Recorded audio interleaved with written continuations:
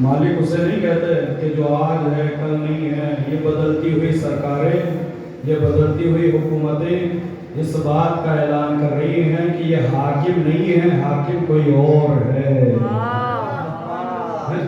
جو روز گھر بدلے اسے کرایہ دار کہتے ہیں، اسے مالک مکان. مالک مکان وہ ہوتا ہے جو گھر میں بیٹھ جائے تو بس آخر دلک اسی کا ہو. اس کا مطلب یہ ہے کہ مالک وہ ہے کہ جس کی حکومت ختم نہ ہو. یہ 5 سال کی حکومت، یہ 6 سال کی حکومت، یہ 4 سال کے پردھان، یہ 5 سال کے چیئرمین، یہ 5 سال کے سی ایم، یہ 5 سال کے پی ایم، یہ 5 سال بعد حکومتوں کا بدلنا اس بات کی دلیل ہے کہ یہ حکومت لینے والے ہیں، دینے والا کوئی اور ہے۔ قرآن یہی تو کہہ رہا ہے اللہم مالک الملک، اے میرے رسول آپ کہہ دیجئے کہ بے شک اللہ ہی ہے کہ جو ملک کا مالک ہے، اللہ ہی ہے کہ جو مالک کہے جانے کے لائق ہے، اور وہی ہے تؤتی الملک من تشاء، ہے میرا اللہ تو ہی تو ہے کہ جسے چاہتا ہے مالک بنا دیا کرتا ہے۔ تؤتی الملک من تشاء، تو ہے کہ جسے چاہتا ہے مالکیت دے دیتا ہے، تو ہے جسے چاہتا ہے حاکم بنا دیتا ہے، وَتَنزِعُ الْمُلْكَ مِمَّن تَشَاءُ، اور جس سے چاہتا ہے حکومت کو چھین لیتا ہے، وَتُعِزُّ مَن تَشَاءُ، اور تو ہی ہے جسے چاہتا ہے عزت دیتا ہے، وَتُذِلُّ مَن تَشَاءُ، اور تو ہی ہے کہ جسے چاہتا ہے ذلیل کر دیتا ہے۔ خود قرآن ہے وَتُذِلُّ مَن تَشَاءُ وَتُعِزُّ مَن تَشَاءُ وَتُذِلُّ مَن تَشَاءُ بِيَدِكَ الْخَيْرُ، اور سارا اختیار اللہ کے ہاتھوں میں ہے۔ نہ کوئی کسی کو حاکم بنا سکتا ہے، نہ کسی سے حکومت چھین سکتا ہے۔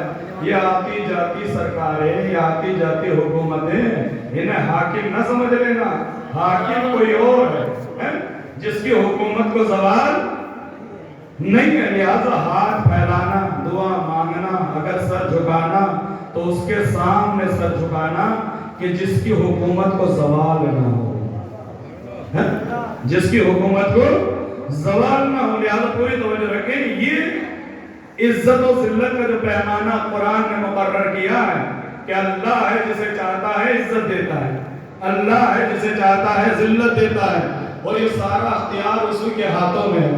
اب جسے چاہتا ہے کا مطلب یہ نہیں ہے کہ یہ کوئی مجلس کا تبرک ہے کہ جسے چاہا زیادہ دے دیا، جسے چاہا کم دے دیا۔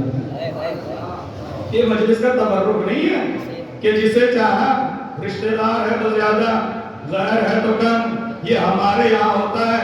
اللہ جب یہ کہہ رہا ہے کہ اللہ جسے چاہتا ہے عزت دیتا ہے، اللہ جسے چاہتا ہے ذلت دیتا ہے، تو چاہنے کا دار و مدار عمل ہے۔ جس کے جیسے اعمال ہوتے ہیں اسے ویسی عزت و ذلت دے دیا کرتا ہے۔ بنیاد ہے عمل۔ اب پوری توجہ رکھیں، دنیا والوں کے ہاتھوں میں اگر عزت ذلت ہوتی تو کسی کو بھی عزیز بنا دیتے، کسی کو بھی ذلیل کر دیتے۔ نہ دنیا کے ہاتھ میں کسی کو عزیز بنانا ہے، نہ دنیا کے ہاتھ میں کسی کو ذلیل کرنا ہے، ورنہ دنیا نے دیکھا کہ آل محمد کو ذلیل کرنے میں دنیا نے کوئی کمی نہیں چھوڑی، اور دوسروں کو عزیز کرنے میں بھی کوئی کمی نہیں چھوڑی، مگر اللہ نے اعمال کی بنیاد پر آل محمد کو عزتوں سے نوازا اور دشمنان آل محمد کو ذلتوں میں رکھا۔ اب پوری توجہ رکھیں کہ یہ جو ہم ہیں، ہم چونکہ تاریخ اسلام سے واقف نہیں، قرآن سے واقف نہیں، لہذا ہمارا ایمان بڑی جلدی ڈاواڈول ہو جاتا ہے، بہت جلدی کمزور۔ ہم نے ابھی اپنے رہبروں کو نہیں سمجھا، ماننے کو مانتے ہیں کہ 14 ہیں، پہلے کا نہیں پتا، دوسرے کا نہیں پتا، تیسرے کا نہیں پتا، چوتھے کا نہیں پتا۔ کربلا منانے کا نام حسین کو ماننا نہیں ہے، حسین کی سیرت کو سمجھنے کا نام کربلا ہے۔ حضرت متوجہ رہیے گا۔ آئیے، جنہیں ماننے کا ہم سب دعویٰ کرتے ہیں وہ رسول اسلام، جن کا کلمہ پڑھ پڑھ کے ہم مسلمان ہو رہے ہیں، ان کی زندگی کو دیکھیں، کتنے سال کی زندگی ہے رسول کی؟ 63 سال کی زندگی ہے رسول کی۔ مجلسوں میں آنے کے بعد ہمیں معلوم ہونا چاہیے کہ رسول نے کتنی زندگی گزاری ہے، اور رسول کی زندگی کا ڈیوائیڈیشن کیا گیا ہے، کیٹاگرائز کیا گیا ہے 3 حصوں میں۔ ایک وہ زندگی ہے جو اعلان رسالت سے پہلے کی ہے، ایک وہ زندگی ہے جو اعلان رسالت کے بعد 2 حصوں میں بٹتی ہے۔ پوری توجہ رکھیں، اعلان رسالت سے پہلے کی زندگی ہے 40 سال کی، اعلان رسالت کے بعد کی زندگی ہے 23 سال کی۔ 63 سال کی زندگی ہے نا، اس 23 سال کی زندگی میں بھی 13 سال کی زندگی وہ ہے جو مکے میں گزری، 10 سال کی زندگی وہ ہے جو مدینے میں گزری، 40 سال کی زندگی میں رسول نے کوئی کلمہ نہیں پڑھوایا۔ کوئی نماز کا حکم نہیں دیا، کوئی روزے کا حکم نہیں دیا. ایک اتنا بڑا عمر کا عرصہ، ایک حیات کا اتنا بڑا پیریڈ رسول نے بغیر اعلان کے گزار دیا.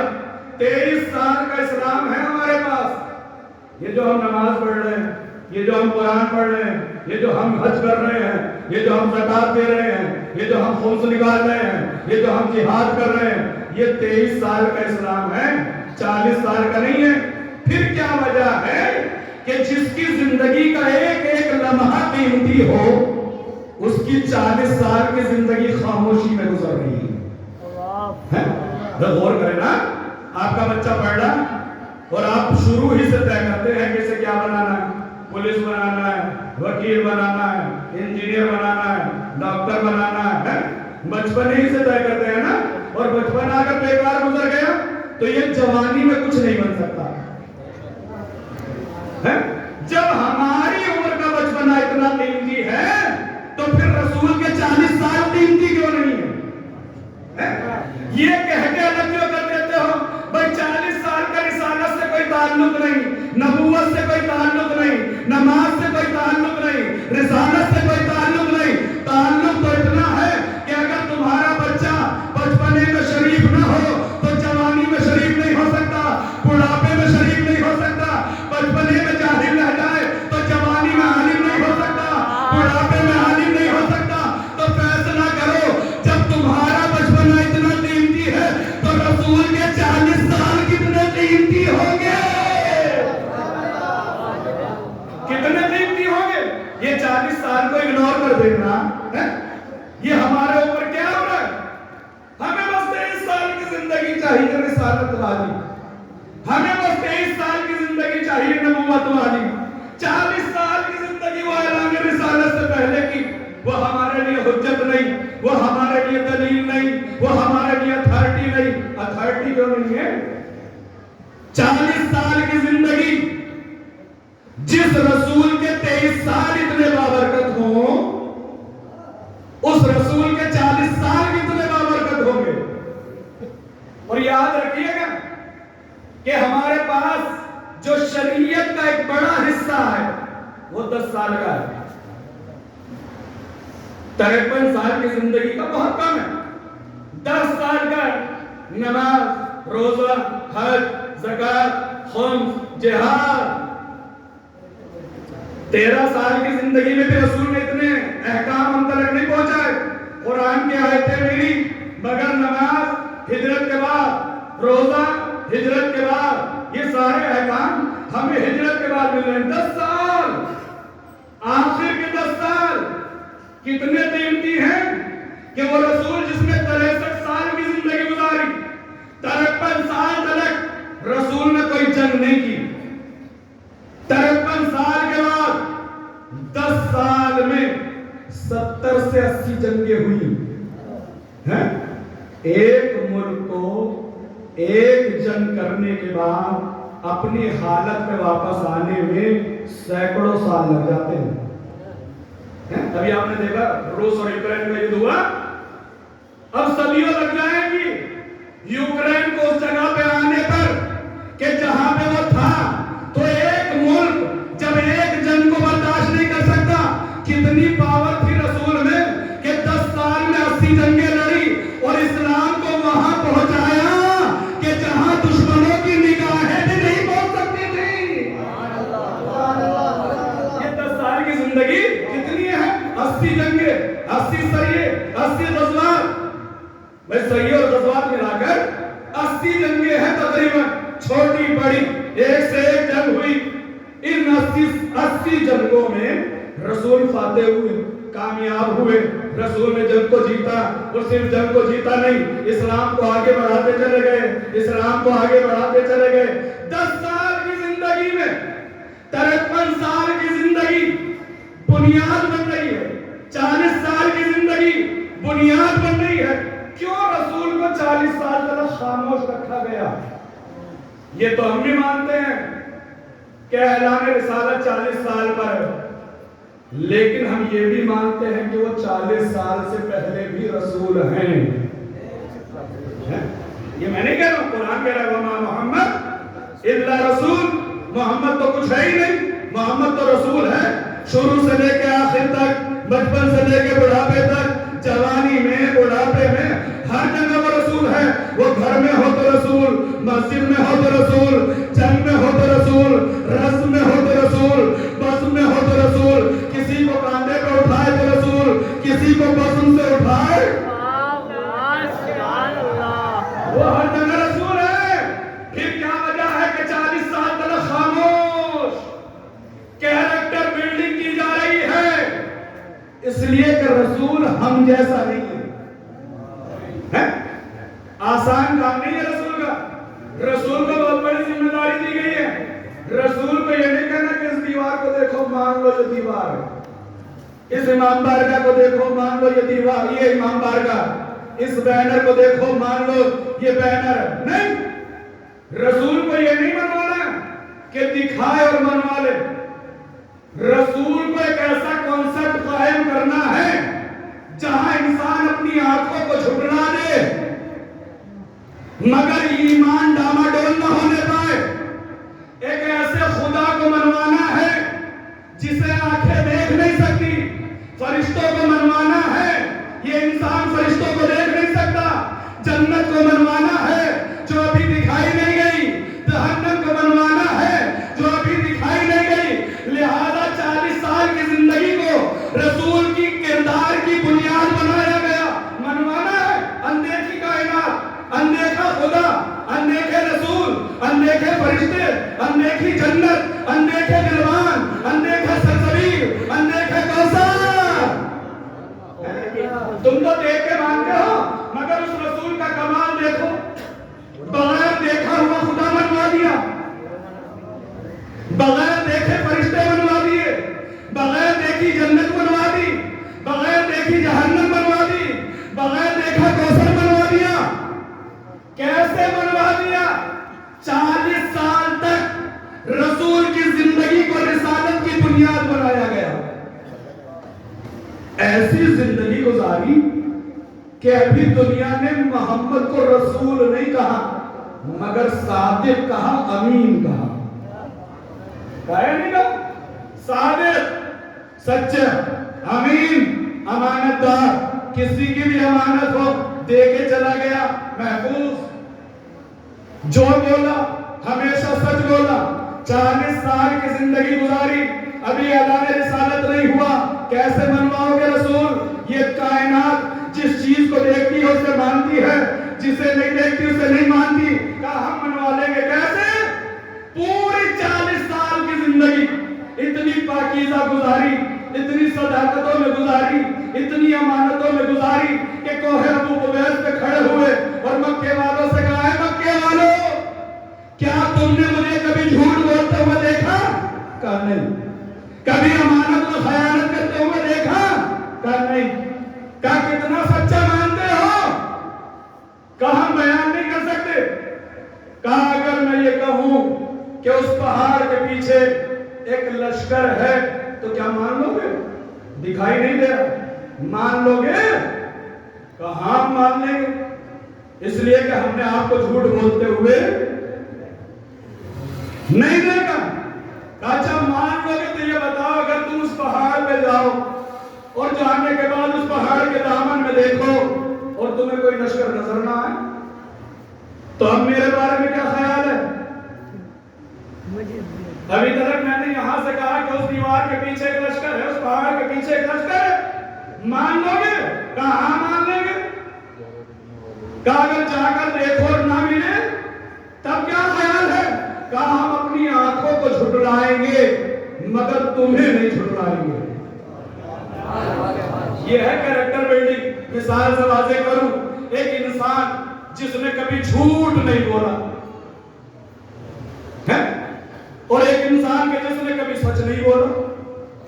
معاشرے میں دو انسان ہیں، ایک وہ کہ جس نے کبھی سچ نہیں بولا، ایک وہ جس نے کبھی جھوٹ نہیں بولا۔ وہ شخص کہ جس نے کبھی سچ نہیں بولا وہ آ رہا تھا میرا پور سے اور جنگل میں کو گزر کے جب گاڑی میں آ رہا تھا تو اس نے دیکھا کہ فلاں شخص کے کھیت میں آگ لگ گئی ہے۔ آج نہ جانے کیا ہوا، زندگی میں تو کبھی سچ نہیں بولا مگر آج دل چاہا کہ سچ بول دوں.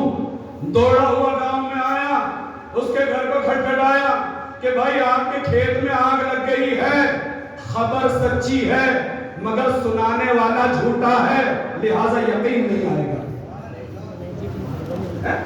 خبر سچی مگر سنانے والا جھوٹا, لہٰذا یقین نہیں آئے گا. ایک ایسا انسان کہ جس نے زندگی میں کبھی جھوٹ نہیں بولا, وہ آ رہا تھا, اس نے سوچا کہ چلو آج زندگی کا پہلا جھوٹ بول دیں. وہ آیا, کوئی آگ بھی نہیں لگی, کچھ بھی نہیں ہوا, دروازہ کھٹکھٹایا, کہا چچا پتا بھی ہے, کہا کیا ہوا, کہا آپ کے کھیت میں آگ لگ گئی. خبر جھوٹی تھی مگر سنانے والا سچا تھا, یقین آ گیا.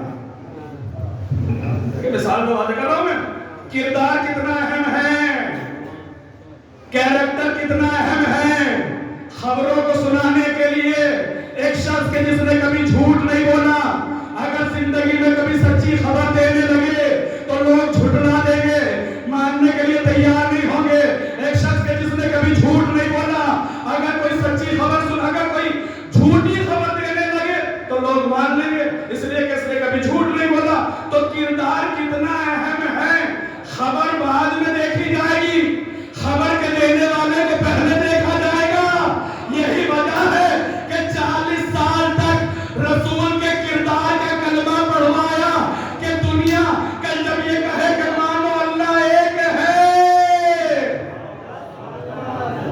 اللہ اکبر. اب ذرا میرے طرف متوجہ ہو جائے, کیا ہوا؟ رسول نے ایک شخص سے ناکہ خریدا, ڈیل ہو گئی, معاملہ ہو گیا. اب معاشرے میں ایک سے ایک جھوٹے مکار لوگ ہوتے ہیں, دیکھا شریف آدمی ہے, لہذا پیسے دے ہوئے پیسے لیے اور لینے کے بعد لے کے بیٹھ گیا, ناکہ دینے کے لیے تیار نہیں. کبھی ناکہ کیوں نہیں دے رہا ہو, کہا گواہ کہاں ہے, مجھے کب دیے پیسے, کہا گواہ تو کوئی نہیں. دربار خلافت میں پہنچ گئے, بلایا فلاں کو, بھائی رسول ہیں جو آگے آنے کے بعد مسند کے دعوے دار ہونے والے ہیں, انہیں بلایا, رہے ذرا یہ شخص مجھے ناکہ نہیں دے رہا ہے, میں نے قیمت دے دی. کہا بھائی دیتا کیوں نہیں, یہ اللہ کے رسول ہیں, ابھی انہوں نے دعویٰ نہیں کیا مگر ان کی معرفت دیکھے. کہا دیتا کیوں نہیں, کہا مجھے قیمت کر دی. کہا قیمت نہیں دی, یہ کہہ رہا ہے قیمت میں نے دی, اور تو ناکہ کیوں نہیں دے رہا, کہا مجھے قیمت نہیں دی. کہا ان سے پوچھو ان کے پاس کوئی گواہ ہے, کہا گواہ ہے آپ کے پاس کوئی, کہا نہیں گواہ تو نہیں. کہا بس پھر تو مجبوری ہے بھائی, جب گواہ نہیں ہے تو ہم کیسے مان لیں. رسول کھڑے رہ گئے, پھر ایک شخص کو جاتے ہوئے دیکھا, بلایا, ادھر آؤ, تم میرے بڑے قریب ہو, میں نے اسے قیمت دے دی ہے, ناکہ دینے کے لیے تیار نہیں. انہیں بھی غصہ آیا, کیوں نہیں دے رہا ناکہ, کہا مجھے قیمت کب دی ہے, کہا یہ تو کہہ رہے ہیں, کہا اگر کہہ رہے ہیں تو گواہ ہے کوئی, کہا گواہ تو ہے نہیں. اتنے میں مولا کائنات آ گئے, صلوات پڑھے پر محمد و آل محمد. مسئلہ الجھ گیا, کہا علی ادھر آؤ. علی دوڑے ہوئے آئے, کہا علی یہ میں نے اس کو قیمت دے دی, یہ ناکہ دینے کے لیے تیار نہیں. کہا یا رسول اللہ قیمت دے دی اور یہ ناکہ دینے کے لیے تیار نہیں, اس سے کچھ نہیں پوچھا. کہا ناکہ کیوں نہیں دے رہا, کہا گواہ ہو تو دے دوں, انہوں نے مجھے قیمت دی نہیں. اتنا سننا تھا کہ علی کو جلال آیا, تلوار نکالی, گردن اڑا دی, ناکہ رسول کے ہاتھ میں دے دیا. لوگوں نے اعتراض کیا, یا علی یہ کیا کیا, بغیر گواہ کے فیصلہ کیسے کر دیا. اللہ اکبر. اتنا سننا تھا کہ علی نے جملہ کہا, کہ یہ بتاؤ جب اس نے خدا کو منوایا تب تم نے گواہ مانگا, جب جنت کو منوایا تب تم نے گواہ مانگا, جب فرشتوں کو منوایا تب تم نے گواہ مانگا, جب اللہ کو منوا رہا تھا تب تم نے گواہ نہیں مانگا. ارے جس کے کہنے سے خدا کو مانا, جس کے کہنے سے نماز پڑھی, جس کے کہنے سے روزہ رکھا, آج اس سے گواہ کیسے مانگ لے. صداقت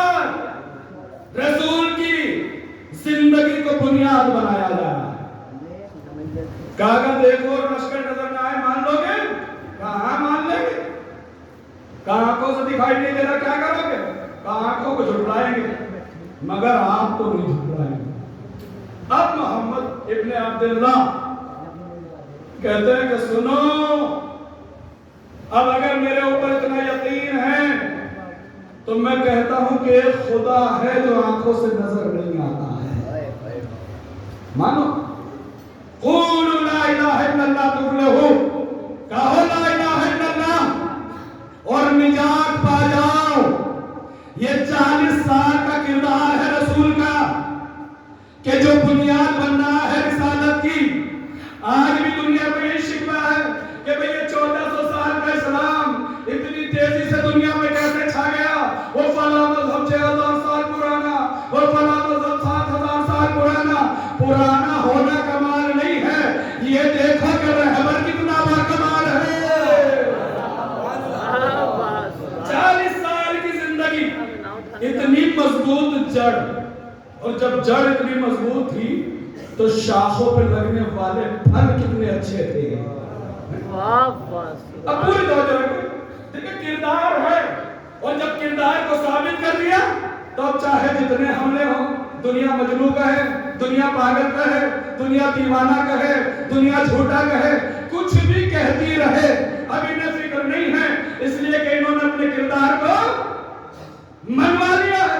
مگر بادشاہ نے وقت اور صاحبان اقتدار کا یہ بھی ایک مشغلہ رہا ہے کہ مبلغان دین کے کردار کو مجروح کر دیا جائے تاکہ ان کے ذریعے سے پیغام حق نہ پہنچ سکے۔ ساتویں امام، امام موسی کاظم علیہ السلام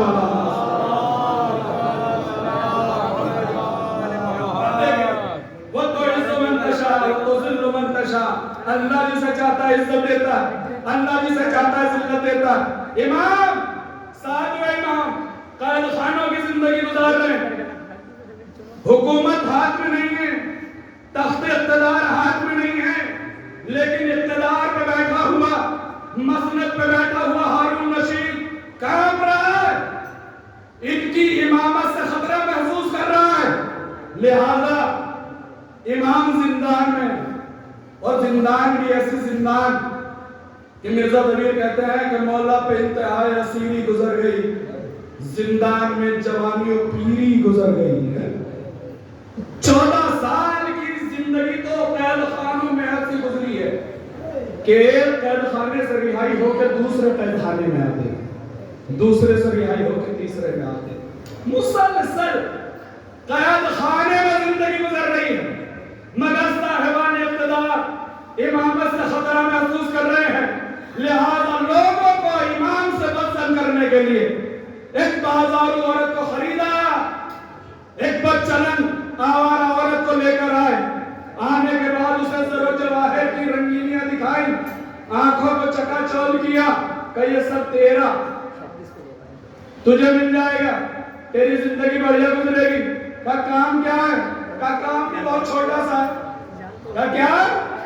کا دیکھ وہ زندان میں ایک شخص پڑا ہوا ہے، تجھے زندان میں داخل ہونا، آدھی رات میں جب سناٹا چھا جائے تجھے اپنے کپڑوں کو پھاڑنا ہے اور شور مچا دینا ہے، باقی سارا کام ہمارا ہوگا، میڈیا ہماری ہوگی، اعلان کرنے والے ہمارے ہوں گے، اخبار نویس ہمارے ہوں گے، باقی سارا کام ہمیں کرنا۔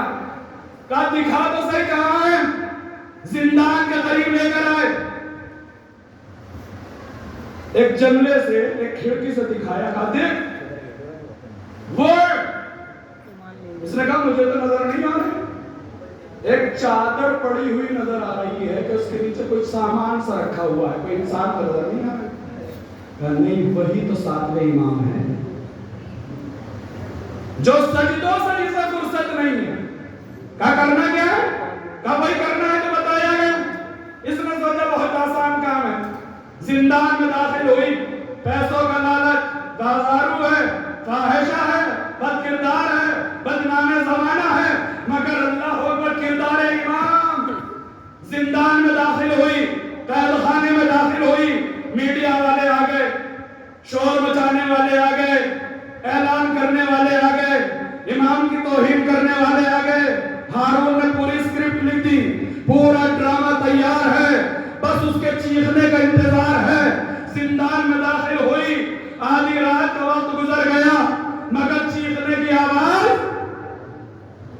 نہیں آئی. یہ زندان میں داخل ہوئی, اس نے اپنے آپ کو سجایا, سوارا, میک اپ کیا, اپنے آپ کو ڈیکوریٹ کیا اور اپنے جلووں سے امام کو لبھانا چاہا. امام کے چاروں طرف پھری, امام کا طواف کیا, مگر امام اس کی طرف کہاں متوجہ ہونے والے تھے جس کے سامنے خدا کا جمال ہو, جس کے سامنے خدا کا جمال ہو. وہ اس فاحشہ کی طرف کہاں دیکھنے والے تھے. اس نے بہت اپنے جلوے دکھائے, مگر امام کو نماز سے فرصت نہیں. سجدے میں سر رکھا اور سر اٹھانے کا نام نہیں. یہ پیچھے بیٹھ گئی کہ نماز ختم ہو, سجدے ختم ہو تو میں اپنے جلوے دکھاؤں, مگر امام نے سجدے سے سر نہیں اٹھایا. اس نے سوچا کہ جب یہ سجدے میں پڑا ہوا ہے تو چلو میں بھی سجدہ کر کے دیکھوں کہ آخر سجدے میں ایسا کون سا مزہ ہے. سجدے میں سر رکھنا تھا کہ اللہ نے پردے ہٹا دیے, جنت نظر آنے لگی, حور و غلمان نظر آنے لگے, جنت کی خوبصورتی نظر آنے لگی, اپنے آپ کو ہیچ دیکھنے لگی. ارے جہاں حوریں اتنی خوبصورت ہو وہاں میرا جمال کیا کام کرے گا. اللہ اکبر, سجدے سے سر نہیں اٹھایا. ہارون رشید پریشان, کیا ابھی تک چیخنے کی آواز کیوں نہیں آئی. بھیجا, جا کر دیکھو. کہا کسے بھیج دیا, وہ شور کیا بچائے گی, وہ تو خود سجدے میں پڑی ہوئی ہے. چلا آ گیا سارا ڈرامہ فلم, سارا. یہ اتنے میں نے لوگ بلا لیے, اتنے رپورٹر بلا لیے, اتنے خبر نویس بلا لیے, میری توہین ہو جائے گی. بھیجا, اور بھیجنے کے بعد ظالموں کو بھیجا, جلادوں کو بھیجا, جاؤ اس فاحشہ کو لے کر آئے. اور زندان میں آنے کے بعد بالوں سے پکڑا اور کھینچتے ہوئے لے کر آئے. ہارون کے سامنے لا کر کھڑا کر دیا. تجھے کس لیے بھیجا تھا؟ دولت کم تھی, پیسہ کم تھا, دینار کم تھے, اشرفیہ کم تھی, جتنا چاہتی لے لیتی. آخر تو نے شور کیوں نہیں مچایا, کپڑے کیوں نہیں پھاڑے, الزام کیوں نہیں لگایا. اللہ اکبر. اب روایت یہ کہتی ہے کہ وہ گردن جو اس سے پہلے زر و دینار سے جھکی ہوئی تھی, امام کی معرفت نے اسے آزاد کیا. اس نے اپنی جھکی ہوئی گردن کو ایسے اٹھایا جیسے میدان جہاد میں مجاہد کی تلوار اٹھا کرتی ہے. نگاہوں میں نگاہ ڈال کے حاکم وقت سے کہا, ارے تو نے مجھے کہاں بھیج دیا, کہاں وہ طہارتوں کا سمندر, کہاں میں نجاستوں کی پیداوار, کہاں وہ اللہ کا پاکیزہ بندہ, کہاں میں گناہگار فاحشہ. تو مجھے اسے بہکانے کے لیے بھیج رہا ہے جو اپنے سجدوں سے رات کو دن میں تبدیل کر دیتا ہے. یہ ہے کردار, ایک کردار جناب یوسف کا قرآن میں موجود. زلیخا نے گھیرا, 7 دہلوں میں بند کیا. یوسف کا کردار اتنا محکم تھا کہ بھاگے, اور جب بھاگے ہیں تو تالے کھلے, اور تالے کھلے تو یوسف نے اپنے آپ کو تو بچا لیا, مگر زلیخا کا مزاج نہ تبدیل کر سکے. یہ ہے کردار. یوسف کا کردار, اپنے آپ کو تو بچا لیا مگر زلیخا کو اپنے ہم مزاج نہ بنا سکے, زلیخا کو اپنے مزاج میں نہ ڈھال سکے. اللہ اکبر. یہی تو فرق ہے یوسف میں اور فخر یوسف میں. وہ قرآن گواہی دے رہا ہے, یوسف کا کردار اتنا محکم کہ اپنے آپ کو بچا لیا مگر زلیخا کا کردار نہ بدل سکے. مگر یہ میرے امام کا کردار تھا کہ خود بھی بچے رہے, فاحشہ کو بھی پاکیزہ بنا دیا.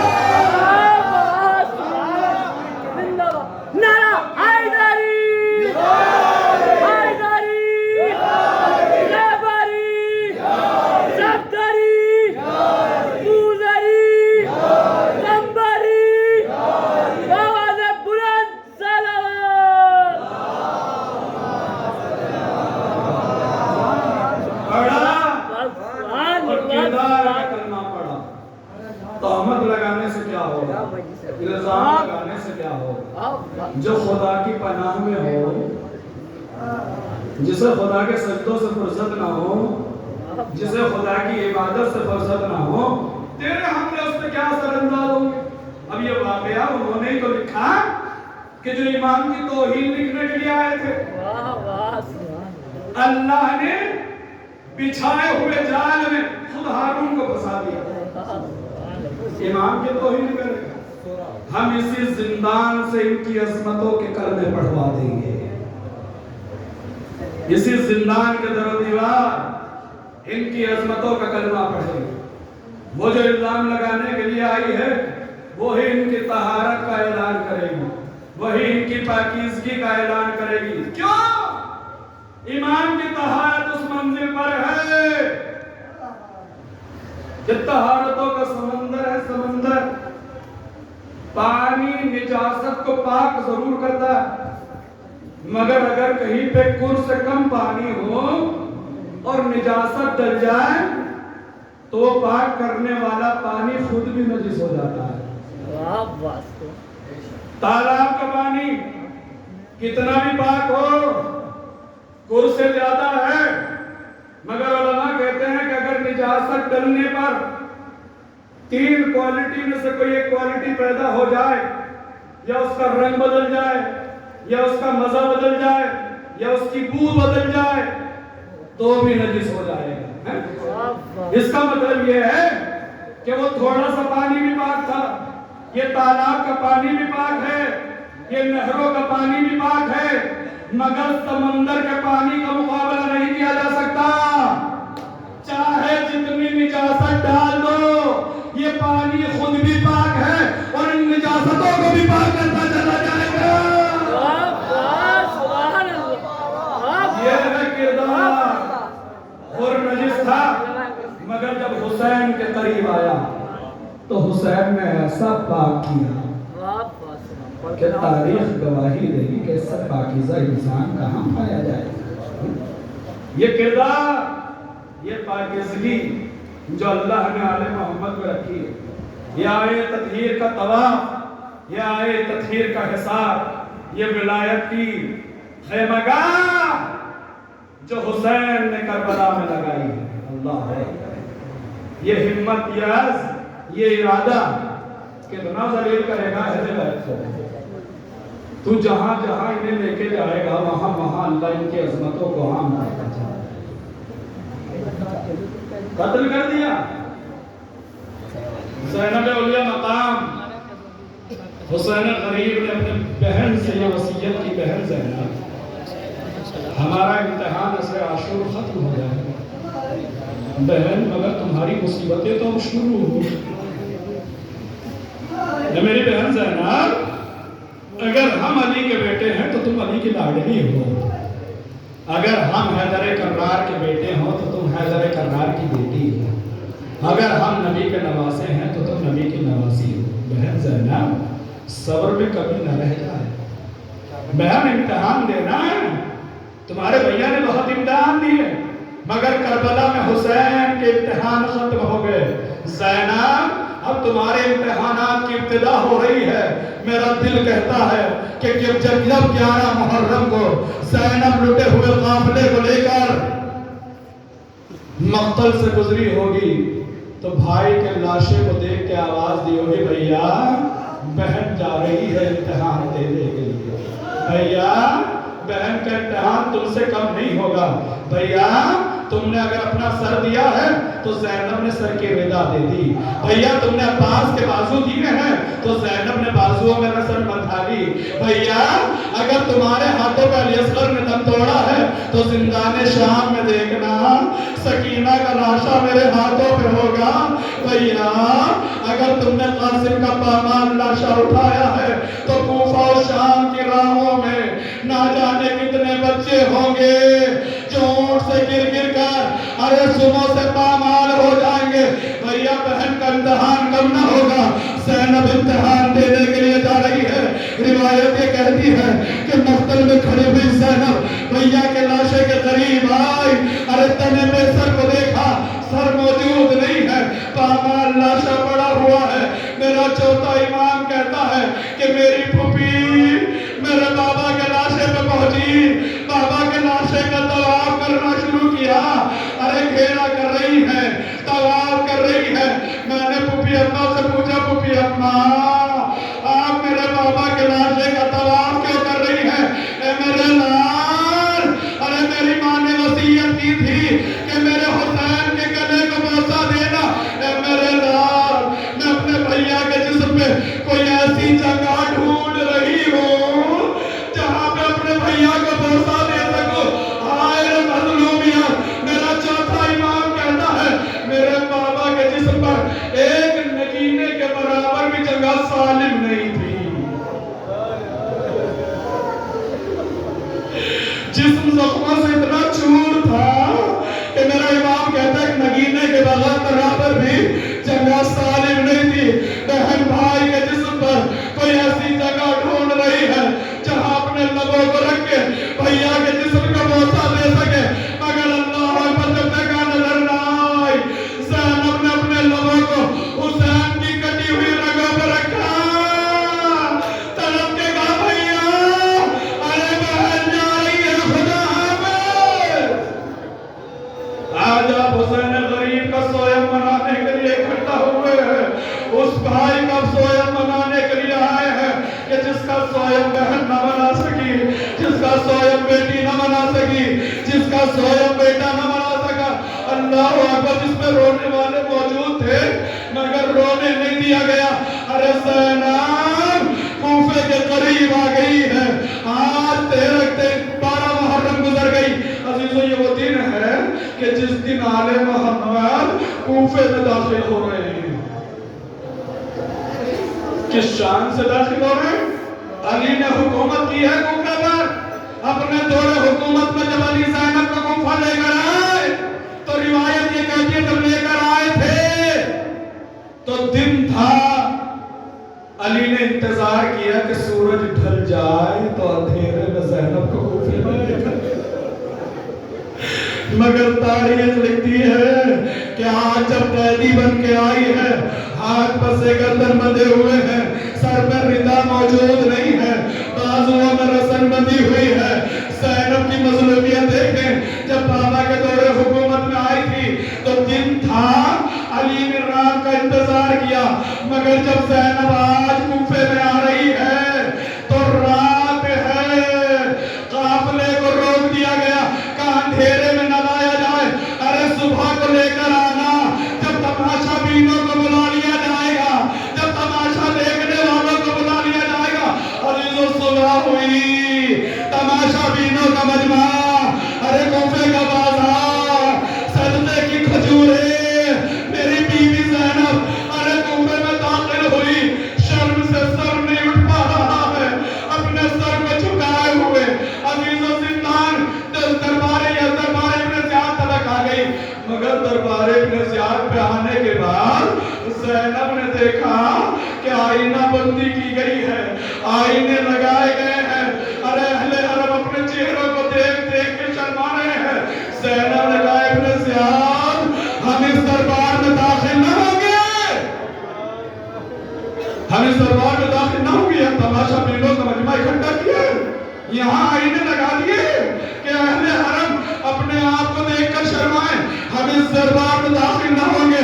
روایت یہ کہتی ہے جیسے ہی زینب نے یہ کہا کہ ہم داخل نہ ہوں گے، ابن زیاد نے ایک جملہ کہا، زینب تم کوفے کی شہر